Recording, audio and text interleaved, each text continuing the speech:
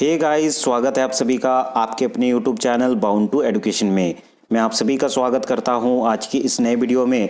आज का ये वीडियो आपके आने वाले जेएसएससी लैब असिस्टेंट केमिस्ट्री से संबंधित बहुत इंपॉर्टेंट वीडियो होने वाला है, जिसमें हम लोग जानेंगे कि आखिरी पलों में आप अपना तैयारी किस प्रकार से कर सकते हैं। वैसे तो पढ़ने का समय समाप्त हो चुका है, अभी समय है रिविज़न का। जितने चीज़ों को आपने पढ़ा है उन सब का रिविज़न किस प्रकार कर सकते हैं आपके एग्ज़ाम से पहले, उन सभी चीज़ों को हम लोग जानेंगे। और जो भी चैप्टर्स है उन चैप्टर से कौन कौन से इंपॉर्टेंट टॉपिक्स है जिसको आपको पढ़ के जाना है, उन सब के बारे में आज के इस वीडियो में डिटेल में बात करेंगे। तो अगर आप चैनल पर नए हैं, अभी तक चैनल को सब्सक्राइब नहीं किए हैं तो इसे जरूर सब्सक्राइब कर दें। अगर आपने वीडियो को देखना शुरू कर चुका है लेकिन फिर भी वीडियो को लाइक नहीं किया है तो इसे जरूर लाइक कर दें। आपके लाइक से ही हमें पता चलता है कि किस प्रकार के वीडियोस आपको प्रोवाइड करवा जाएं। तो चलिए बिना किसी देरी के आज के इस वीडियो को शुरू करते हैं। पिछले वर्षों में केमिस्ट्री से संबंधित जितने भी एग्जाम्स झारखंड में हुए हैं उन्हीं के आधार पर मैं आज बताऊंगा कि कैसे कैसे क्वेश्चन झारखंड के परीक्षाओं में पूछे जा सकते हैं। तो चलिए सबसे पहले टॉपिक से शुरू करते हैं। तो सबसे पहला टॉपिक हम लोग का था एटॉमिक स्ट्रक्चर। ठीक है, एटॉमिक स्ट्रक्चर, सबसे अधिक क्वेश्चन एटॉमिक स्ट्रक्चर से ही आएगा। Atomic structure, periodic properties and आपका था केमिकल बॉन्डिंग। ठीक है, केमिकल बॉन्डिंग सबसे अधिक अगर क्वेश्चन किसी चैप्टर से आएगा तो इसी चैप्टर से आएगा। तो इसे थोड़ा सा अच्छी तरीके से देख लीजिएगा क्योंकि ये बड़ा भी चैप्टर था और इससे बहुत सारे क्वेश्चन बनने के चांसेस है। इसको थोड़ा डिटेल में देख लीजिएगा। इसमें आपको सबसे अधिक इंपॉर्टेंट देख लेना है क्वांटम नंबर। ठीक है, क्वांटम नंबर से 2 या 3 क्वेश्चन अवश्य ही रहेगा। क्वांटम नंबर्स, जिसमें आपको 4 प्रकार का क्वांटम नंबर्स मैंने पढ़ा दिया है। 4 प्रकार का क्वांटम नंबर, ठीक है, principal quantum number, azimuthal, spin और मैग्नेटिक क्वांटम नंबर। इन चारों ही क्वांटम नंबर को देख लेना है। और क्वांटम नंबर में सबसे अधिक आपको देखना है कि मेन जो आपका सेल रहेगा उसमें मैक्सिमम इलेक्ट्रॉन कितना रहता है, मैक्सिमम ऑर्बिटल कितना रहता है, मैक्सिमम एक ऑर्बिटल में कितना इलेक्ट्रॉन रह सकता है। ऐसे ऐसे बेसिक चीज़ों को आप देखने का प्रयास करेंगे। इसके बाद आप देखेंगे Schrodinger wave equation. Schrodinger wave equation आप देख लीजिएगा। श्रोडिंगर वेव इक्वेशन ये इंपॉर्टेंट है, इसको आपका डेरिवेशन देखने की आवश्यकता नहीं है। इसमें आप देख लीजिएगा साई एंड साई स्क्वायर को क्या कहते हैं, इसका मीनिंग क्या होता है, इन सब के बारे में मैंने टोटल आपको बता दिया है। इन सब को थोड़ा सा देख लीजिएगा।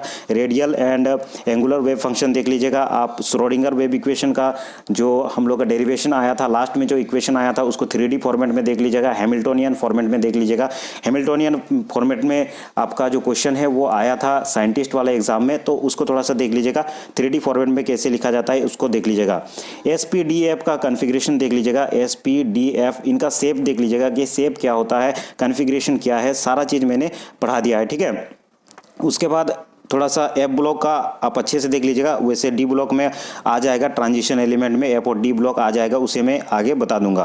पीरियोडिक प्रॉपर्टी से आपको देखना है, पीरियोडिक टेबल को घोल के पी जाना है। ठीक है, पीरियोडिक टेबल को आपको अच्छा से देख लेना है। पीरियोडिक टेबल को अर्थात कि कितने ग्रुप है, कितने आपका कौन कौन से ग्रुप का क्या क्या नाम है, सारे एलिमेंट जितने भी एलिमेंट है उसको याद करने का ट्रिक भी मैंने बता दिया था, तो इसे देख लीजिएगा।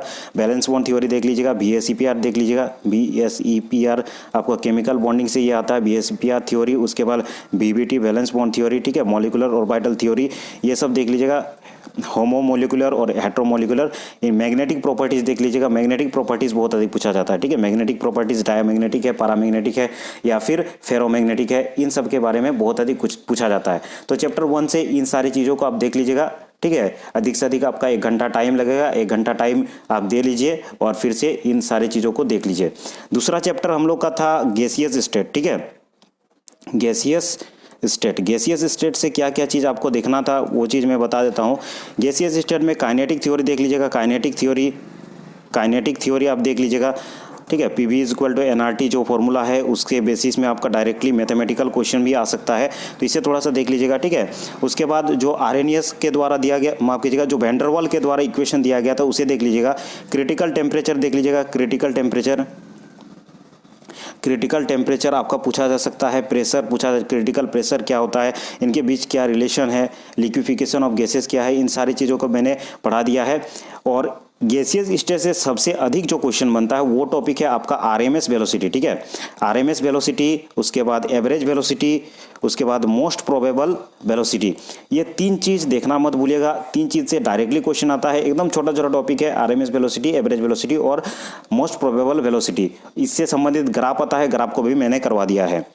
तीसरा टॉपिक है सॉलिड स्टेट। सॉलिड स्टेट से तो सिंपल सा है, आपको जेएसएससी का फेवरेट क्वेश्चन है भाई, आपका जो स्पेशलिटी से संबंधित क्वेश्चन आएगा। और इसमें जो भी डिफेक्ट होता है क्रिस्टल में, जैसे कि स्टोकियोमेट्रिक डिफेक्ट, वैकेंसी डिफेक्ट, ठीक है, फ्रेंकल डिफेक्ट, इन सारे डिफेक्ट को मैंने करवा दिया, उन सबको दिखेगा। डिफेक्ट फेवरेट क्वेश्चन है यार। देखो ये जो सॉलिड स्टेट है, एक ही प्रकार का क्वेश्चन आएगा, vacancy defect, Frenkel defect, Schottky defect, जितने भी प्रकार के डिफेक्ट है उनको पढ़ के चले जाइएगा, एक ना एक क्वेश्चन आपका अवश्य ही भिड़ेगा, ठीक है। चौथा नंबर हम लोग का था थर्मोडायनामिक्स, ठीक है। थर्मोडायनामिक्स से क्या पढ़ना है थोड़ा सा देख लेते हैं। थर्मोडायनामिक्स और जितना मैं बता रहा हूँ ये बेकार का नहीं बता रहा हूँ, मैंने प्रीवियस ईयर क्वेश्चन देखा है, साइंटिस्ट का एग्जाम हुआ था, उसी के आधार पर मैं बता रहा हूँ कि झारखंड में जेएसएससी में किस प्रकार का क्वेश्चन वो पूछ सकता है, ठीक है। पूरा आप सिलेबस अभी तो पढ़ नहीं सकते हैं, खैर इससे पहले अगर पढ़े होंगे तो अच्छा है, उसको रिविजन कर लीजिएगा। इसमें लॉज ऑफ थर्मोडायनामिक देख लीजिएगा, 3 ठो लॉ है, लॉज ऑफ थर्मोडायनामिक आप देख लीजिएगा। उसके बाद आपको इसमें क्या देखना है, एंट्रोपी, छोटा छोटा जो टॉपिक्स है बेसिक लेवल का उनको देखना है। हीट देखना है, हीट क्या है, वर्क क्या है, जो मैंने पढ़ा दिया है, हीट क्या है, एंट्रोपी क्या है, एंथैल्पी क्या है, इन सबको देख लीजिएगा। Variation of free energy, Gibbs free energy का थोड़ा सा देख लीजिएगा। हेस लॉ थोड़ा सा देख लीजिएगा, ठीक है। मेनली आप बेसिक चीज़ों को देखिएगा, heat, work, energy, enthalpy, entropy, इन सबको देखिएगा। गिब्स एनर्जी देख सकते हैं, गिब्स एनर्जी से क्वेश्चन बना था, तो इसे थोड़ा सा देख लीजिएगा, ठीक है। चलिए अब नेक्स्ट चलते हैं, कौन सा चैप्टर था हम लोग का, केमिकल काइनेटिक्स का, ठीक है। केमिकल काइनेटिक्स था ना, तो केमिकल काइनेटिक्स का चैप्टर से हम लोग जानते हैं केमिकल काइनेटिक्स में क्या क्या पूछा जाएगा, ठीक है। मैं माफ़ी चाहूँगा, ये वाला चैप्टर मैंने नहीं करा सका, मेरे पास टाइम नहीं था। पीजीटी के स्टूडेंट के लिए मैं ये चैप्टर करवा दूंगा, लेकिन फिर भी मैं बता देता हूँ केमिकल काइनेटिक्स से क्या क्या आपका आएगा, काइनेटिक्स से क्या क्या आपका आएगा। हो सके मैं इसे करवा दूंगा, जिसका कल एग्ज़ाम है वो कवर ना कर पाए, लेकिन कल अगर टाइम मिलेगा तो मैं अपलोड कर दूंगा, कल के बाद जिनका एग्जाम है उनका कवर हो जाएगा। केमिकल काइनेटिक में आपको ऑर्डर देखना है, बहुत अधिक इंपॉर्टेंट है। ऑर्डर से क्वेश्चन पूछा गया था प्रीवियस ईयर साइंटिस्ट वाला एग्जाम में, ऑर्डर देख लीजिएगा। उसके बाद आपको क्या देखना है, इसी ऑर्डर में फर्स्ट ऑर्डर, उसके बाद जीरो ऑर्डर, सेकेंड ऑर्डर, ये 3 चीज़ देख लीजिएगा। मेनली आपका फर्स्ट ऑर्डर से आता है, जीरो ऑर्डर से आता है, और एक आता है स्यूडो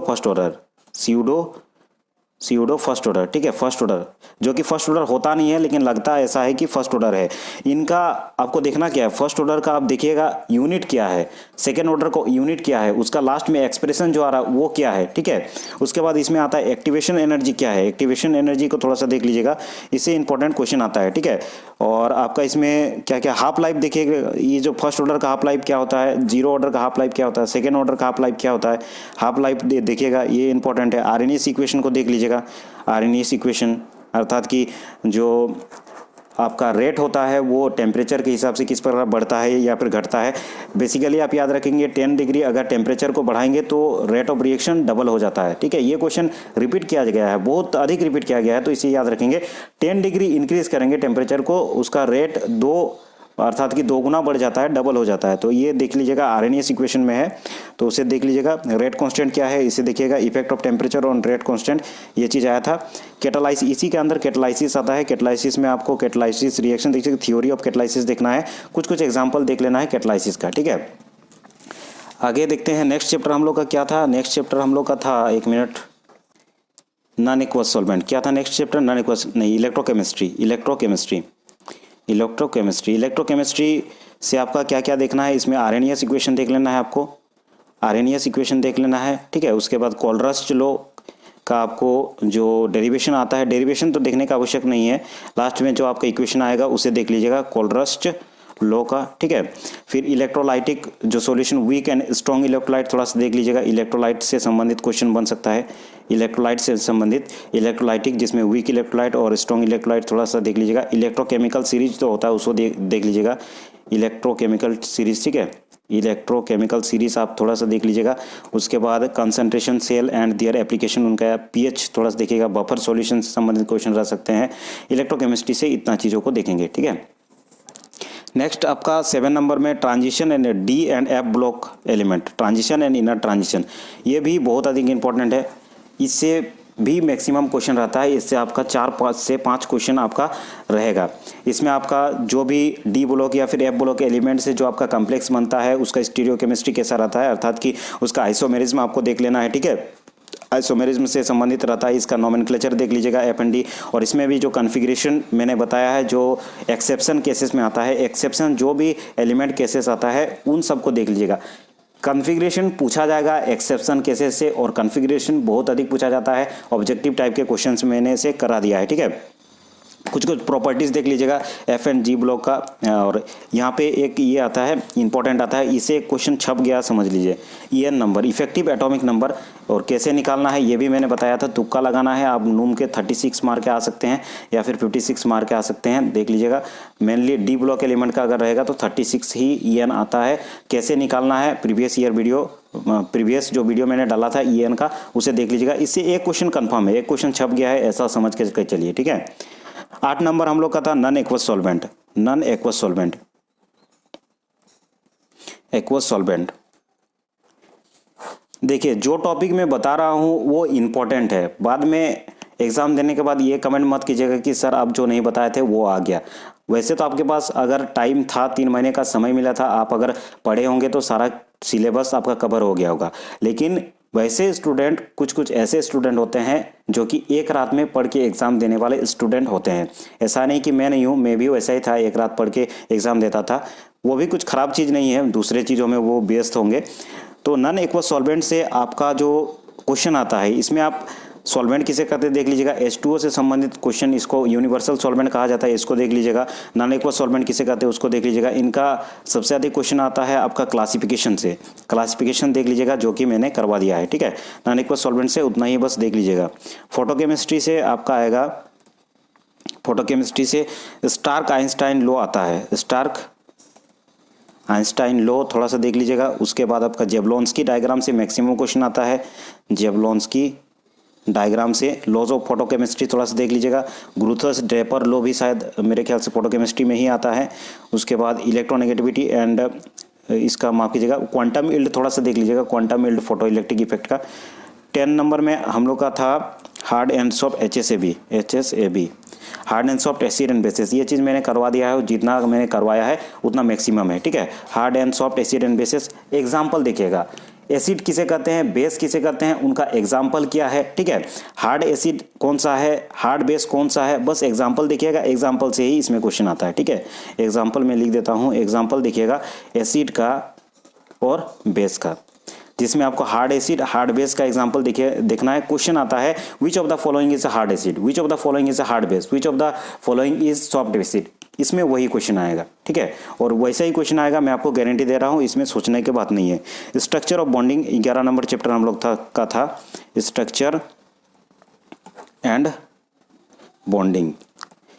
स्ट्रक्चर एंड बॉन्डिंग जैसे हाइब्रिडाइजेशन से अधिक कुछ पूछ नहीं सकता है। इसमें हाइब्रिडाइजेशन देख लीजिएगा, कौन सा sp3 है, sp है, ये सब, ठीक है। बॉन्ड लेंथ देख लीजिएगा, बॉन्ड लेंथ इसी में आता है। बॉन्ड लेंथ क्या होता है, बॉन्ड एंगल, लोकेलाइज्ड, डीलोकेलाइज्ड, ठीक है। ये जैसे कि बेंजीन का थोड़ा सा देख लीजिएगा, डीलोकेलाइज्ड इलेक्ट्रॉन इसमें रहता है। वैंडरवाल फोर्सेस क्या होता है, ठीक है। लंडन फोर्सेस क्या होता है। एरोमेटिसिटी थोड़ा सा देख लीजिएगा। एरोमेटिसिटी जैसे कि आपका 4 ऑप्शन दे दिया जाएगा, कौन सा एरोमेटिक कंपाउंड है, कौन सा एरोमेटिक कंपाउंड, कौन सा एरोमेटिक स्ट्रक्चर नहीं है, इसको आपको बताने के लिए कह दिया जाएगा। तो इतने चीज़ों का आप देख लीजिएगा। चलिए आगे बढ़ते हैं। नेक्स्ट हम लोग का क्या जो चैप्टर था, चैप्टर नंबर 13 देखते हैं, आइसोमेरिज्म। चैप्टर नंबर 13 जो था हम लोग का क्या था, चैप्टर नंबर 13 हम लोग का था आइसोमेरिज्म, ठीक है। चैप्टर नंबर 13 देखते हैं, आइसोमेरिज्म। ये मैंने करा दिया है आइसोमेरिज्म। इसमें मास आइसोमेरिज्म थोड़ा सा स्टीरियोकेमिस्ट्री में आप देख लीजिएगा। आइसोमेरिज्म थोड़ा सा इसमें इंपॉर्टेंट है, उसको थोड़ा सा देख लीजिएगा। और अलग अलग प्रकार का मैंने आइसोमेरिज्म पढ़ा दिया था, ठीक है। माफ़ कीजिएगा, ये मास आइसोमेरिज्म में नहीं है, दूसरा चैप्टर में है, वो मैं आगे बताऊंगा, ठीक है। आइसोमेरिज्म में आपको देखना है ऑप्टिकल आइसोमेरिज्म, थोड़ा सा देख लीजिएगा ऑप्टिकल आइसोमेरिज्म, ठीक है। ऑप्टिकल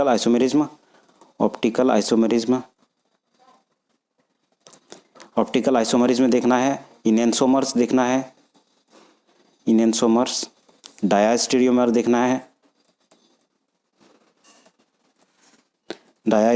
देखना है, इसमें नोमेनक्लेचर आपको डेक्स्ट्रो कौन सा है, लिवो कौन सा है, ये आपको DL आपको कॉन्फ़िगरेशन आ सकता है। उसके बाद और एक कॉन्फ़िगरेशन होता है E और Z कन्फिग्रेशन कौन कौन सा है, और एक कन्फिग्रेशन होता है R और S, ठीक है। इनका आपका जो नामकरण है वो R का फॉर्मूला, S का फॉर्मूला, इन सब को भी देख लीजिएगा, इनसे भी आपका क्वेश्चन आता है। थीरियो एंड एरिथ्रो डायस्टेरियोमर, इसका क्वेश्चन आया था, थीरियो एंड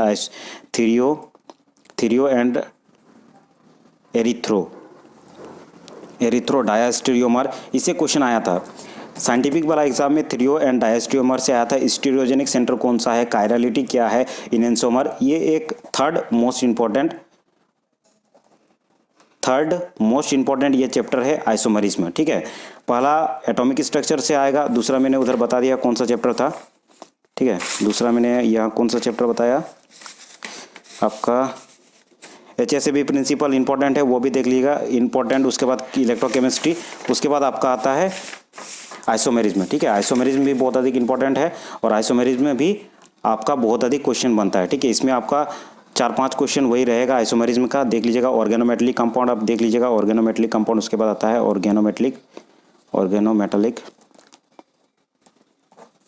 ऑर्गेनोमेटेलिक कंपाउंड में आपका वही RMgX देख लीजिएगा, RMgX, उसके बाद LiR होता है, ठीक है। Magnesium magnesium compound, organolithium compound और Zn वाला एक रहता है। इन तीनों चीज़ों को देख लीजिएगा। प्रिपरेशन खास करके रिएक्शन देखिएगा, रिएक्शन से आपका क्वेश्चन बनता है, ठीक है। उसके बाद इनोलेट्स वाला थोड़ा सा एसिडिटी देख लीजिएगा, इनोलेट्स, इसमें आपका एसिडिटी अल्फा हाइड्रोजन वाला क्वेश्चन आता है, ठीक है। अल्फा हाइड्रोजन देख लीजिएगा, अल्फा हाइड्रोजन वाला। उसके बाद इसका प्रिपरेशन देख लीजिएगा, इनोलेट्स का प्रिपरेशन, इन सब से क्वेश्चन आएगा, ठीक है। उसके बाद पॉलीमर्स भी इंपॉर्टेंट चैप्टर है, पॉलीमर्स से भी क्वेश्चन बहुत सारा आता है। अमीनो एसिड से संबंधित आप देख लीजिएगा, अमीनो एसिड से Ziegler Natta polymerization, Ziegler Natta से बहुत अधिक क्वेश्चन बनता है, जिगलर नाटा, ठीक है। पॉलीथीन का जो बनाने के लिए उपयोग करते हैं, जिगलर नाटा एक प्रकार से कैटलिस्ट है, उसका उपयोग हम पॉलीथीन बनाने के लिए करते हैं, उसको देख लीजिएगा। विनाइल पॉलीमराइजेशन देख लीजिएगा। उसके बाद आपका पॉलीमराइजेशन में आता है फ्री रेडिकल भी आता है, फ्री रेडिकल पॉलीमराइजेशन, इन सब को थोड़ा सा देख लीजिएगा, ठीक है। फिर 17 नंबर में हम लोग का क्या था क्वेश्चन, स्टडी ऑफ कुछ कंपाउंड जैसे कि एल्केन, एल्काइन, एल्कीन, इन सब का देख लीजिएगा। प्रिपरेशन खास करके रिएक्शन देख लीजिएगा, ठीक है। साइक्लोएल्केन का भी आता है, साइक्लोएल्केन, ठीक है।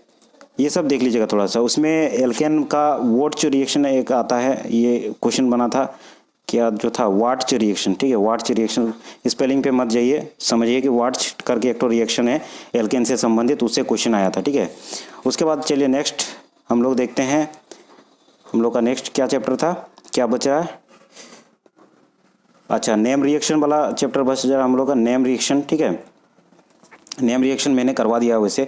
मैकेनिज्म टाइम है तो देख सकते हैं, मैकेनिज्म से कुछ आता है, जैसे कि कौन सा ऐसा रिएक्शन में कार्बोकेटायन बनता है कि, या फिर कौन सा रिएक्शन में कार्बोनायन बनता है, मैकेनिज्म से आता है। Name reaction, all name reaction important है, और सारे जो नेम रिएक्शन है, नेम रिएक्शन से प्रश्न रहेगा, ठीक है, प्रश्न रहेगा।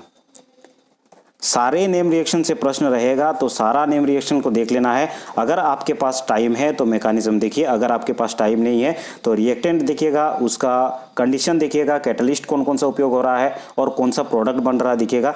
मैकेनिज्म से भी क्वेश्चन आता है, ऐसा नहीं कि मैकेनिज्म से नहीं आएगा। मैकेनिज्म में मेनली आपका क्वेश्चन किस प्रकार आएगा, इसमें जो भी जैसे कि एक तो रिएक्शन दे दिया गया, केनिज़ारो रिएक्शन में कौन सा इंटरमीडिएट बनता है, अर्थात कि कार्बोकेटायन बनता है कि कार्बोनायन बनता है, इस प्रकार का आपका मैकेनिज्म से क्वेश्चन रहता है। अगर आपके पास टाइम है तो इसे देख लीजिएगा। लास्ट हम लोग का बचता है, लास्ट चैप्टर क्या था, स्पेक्ट्रोस्कोपी, ठीक है। स्पेक्ट्रोस्कोपी से आपका मैंने करवा दिया है, इंपॉर्टेंट जो भी थे, यूवी स्पेक्ट्रोस्कोपी, IR, NMR, उसके बाद ESR, मास बियोर स्पेक्ट्रोस्कोपी थोड़ा सा देखिएगा। मास बियोर स्पेक्ट्रोस्कोपी से क्वेश्चन आया था, ठीक है। मास बियोर स्पेक्ट्रोस्कोपी में क्वेश्चन आया था कि कौन सा रेडिएशन का उपयोग करते हैं, तो मास बियोर में गामा रेडिएशन का उपयोग करते हैं। NMR में कौन सा था, आपका रेडियो वेव का उपयोग करते हैं, ठीक है, उसी प्रकार मैंने करवा दिया है। कौन कौन सा वेव का आप उपयोग करेंगे इन स्पेक्ट्रोस्कोपीज़ में, उन सब चीज़ों के बारे में जान लीजिएगा, ठीक है। तो इसे बताने में मुझे लगभग 20 मिनट का समय लगा, और 20 मिनट अगर आप समय दे करके इन सारी चीज़ों को, आज एक रात है आपके पास टाइम, एक रात, मेरे ख्याल से एक रात, और कल का जितने भी स्टूडेंट हैं उनके लिए तो एक रात का समय है, और उसके बाद जितने भी स्टूडेंट हैं उनके लिए 1-2 दिन का टाइम है। तो अच्छे से थोड़ा सा देख लीजिएगा। कल मैं वीडियो अपलोड कर दूंगा, हो सकता है किसी एक चैप्टर को मैं दे दूंगा। हालांकि कल जो जिनका भी एग्ज़ाम है वे एग्ज़ाम देने जाए, और उसके बाद जो भी एग्ज़ाम है उनके लिए मैं क्लासेस देते रहूँगा अंत तक, जितना 11 तारीख तक जो भी स्टूडेंट का एग्ज़ाम है। और कल जितने भी स्टूडेंट का एग्ज़ाम है उन सभी से अनुरोध है कि नीचे आपका डिस्क्रिप्शन में आपको मेरा व्हाट्सएप नंबर मिल जाएगा, उसमें डायरेक्टली मैसेज करके मुझे बता दीजिएगा जो भी क्वेश्चन आपको याद रहेगा, ठीक है। ये मेरा रिक्वेस्ट है आप सभी को, जितने भी स्टूडेंट्स का कल एग्ज़ाम है, ठीक है। आप टेलीग्राम में भी मैसेज कर सकते हैं, जहाँ आपको कंफर्टेबल लगे मैसेज कर सकते हैं, ठीक है। तो आज के इस वीडियो में इतना ही। अगर आपने अभी तक इस चैनल को सब्सक्राइब नहीं किया है तो इसे जरूर सब्सक्राइब कर दे।